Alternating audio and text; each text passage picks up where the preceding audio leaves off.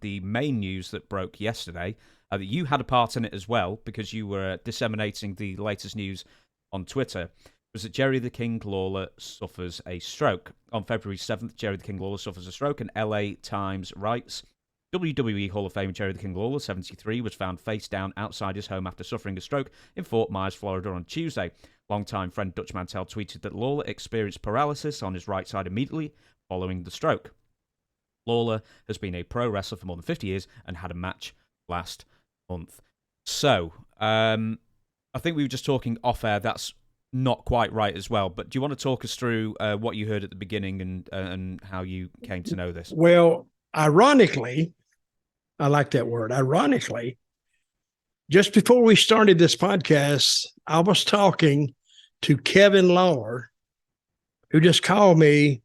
I mean, I texted him last night and I asked him, how was your dad? Because I've known this kid since he's like 8 years old.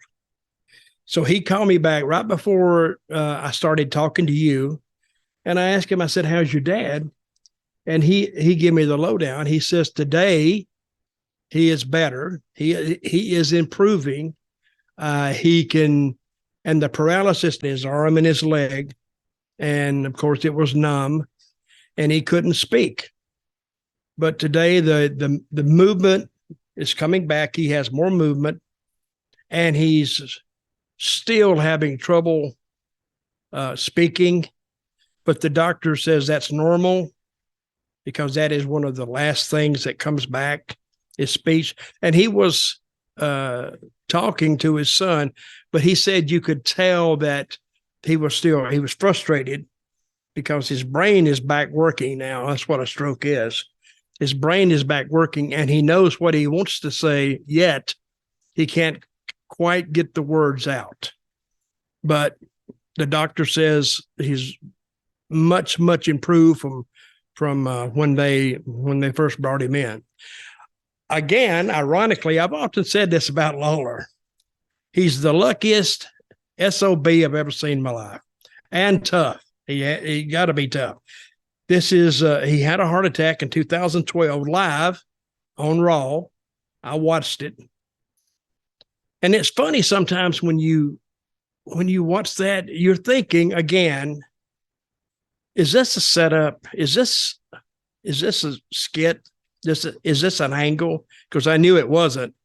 But a lot of fans told me they thought that they were building to something. Somebody had went out there and done something to him.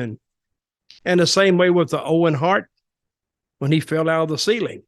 They thought that was set up, but it wasn't. But anyway, he had a heart attack in 2012. He had a stroke in 2018. And he just happened to get to the hospital in time there. And this time, what had happened, he was in Fort Myers, Florida, and he was waiting for his girlfriend to get down there. I think her name is Lauren, but she wasn't down there yet. And he had a little moped scooter, I guess, and he got on it and went down to the store on the corner or some shop, and he was going to buy something. I forgot what it was.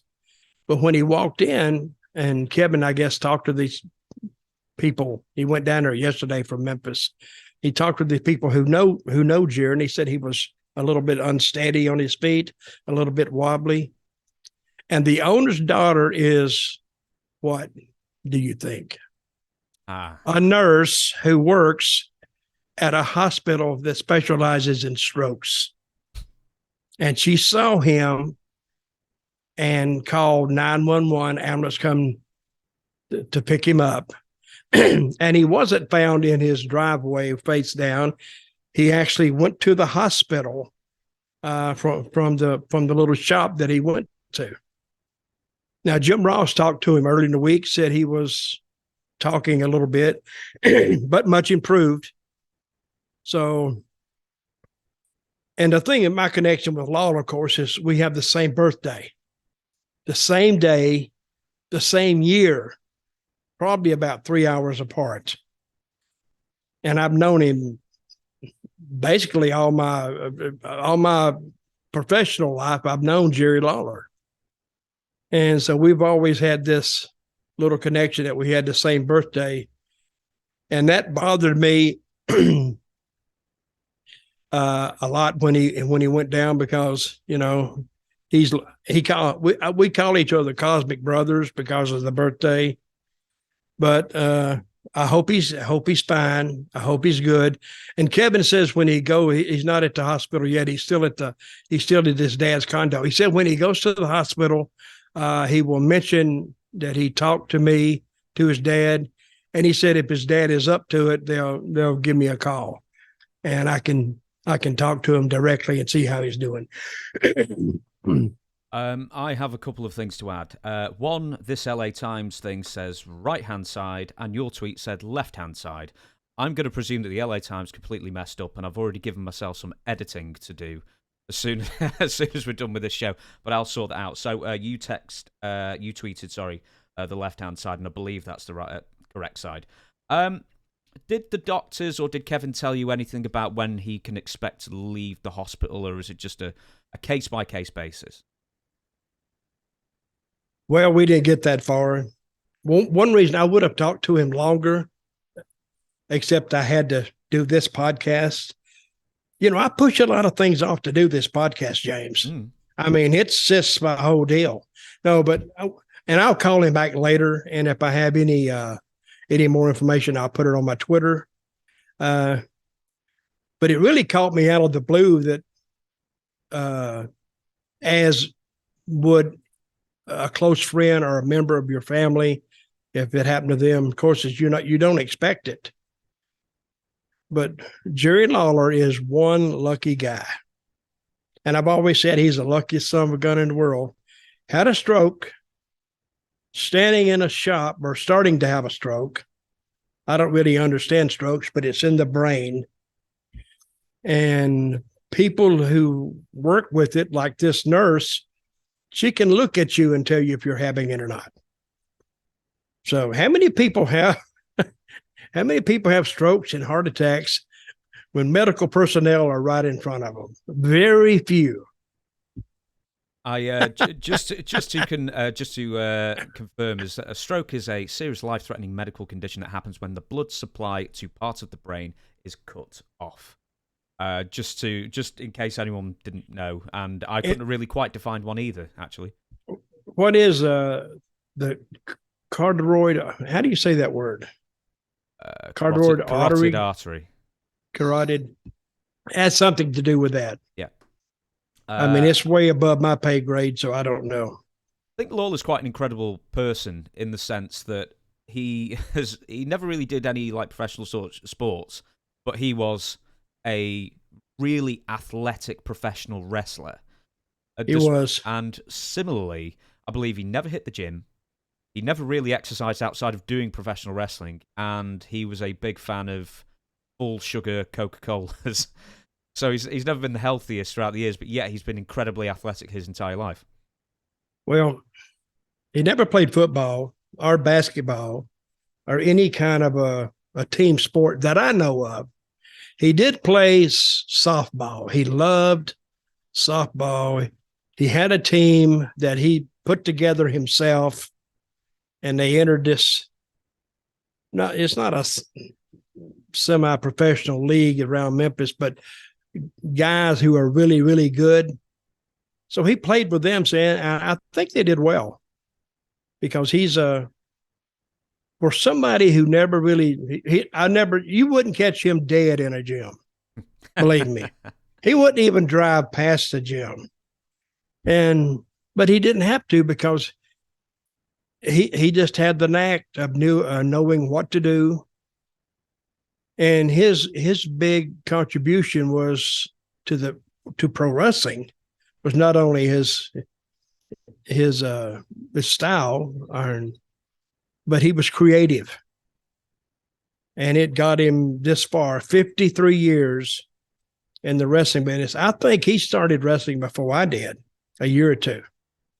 I started in 72. I think he started in 70. Had to, if he went 53 years. And he tells a story of how he got in some independent. He would go. He was from Memphis, and the regular company that ran Memphis wouldn't even talk to him. And then he went over there and got some experience in some little independent shows. as Jim Cornette calls it, some mud show over in Arkansas. And he got a little experience, and then he came back. And then Jerry Jarrett, who was the promoter or who was the booker for Memphis, liked him and started pushing him, and he got over. And all this time, he started calling himself the king. And ironically, there's that word again. Ironically, he started calling himself the king the Saturday after Elvis Presley died. He came on TV and says, well, the king is dead, but the new king has arrived. And he appointed himself, and a lot of people in Memphis, they wanted to kill him. That's part of his heat. He was a heel anyway. I mean, to make a joke out of Elvis's death in Memphis on live TV, they had some death threats against him, I think. People called up the station and said they were going to kill him. And I think they had to call some police down there before the show was over, because when he left, nobody came, but he did get some threats. But that's pretty ballsy, I would think. The king of rock and roll dies, and all of a sudden you go out on live TV, and it had a massive, massive rating. Memphis TV, wrestling on Memphis TV had a prime time rating on at 11 o'clock in the morning. People have told me that they used to set their watch by the wrestling show, because when it come on, hey, it's 11 o'clock, and they didn't miss a Saturday.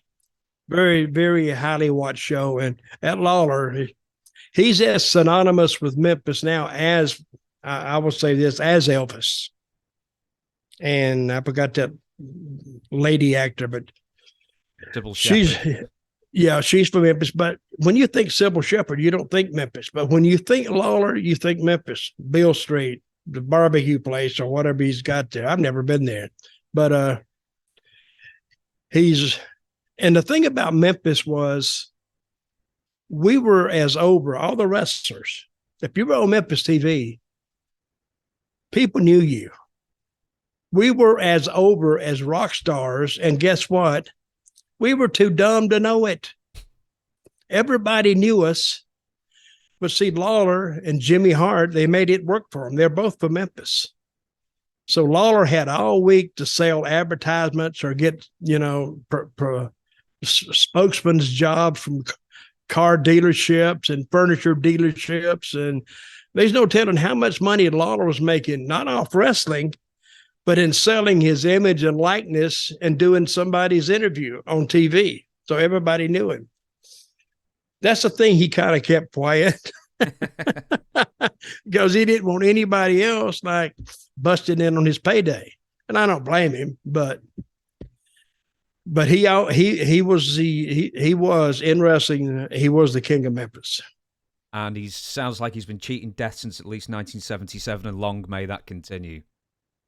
Yeah, I think he possibly, I don't know how long he's in a hospital. When he had the heart attack in Canada, I don't know how long he was in the hospital, but he wasn't just in and out. I think he was there a week or so.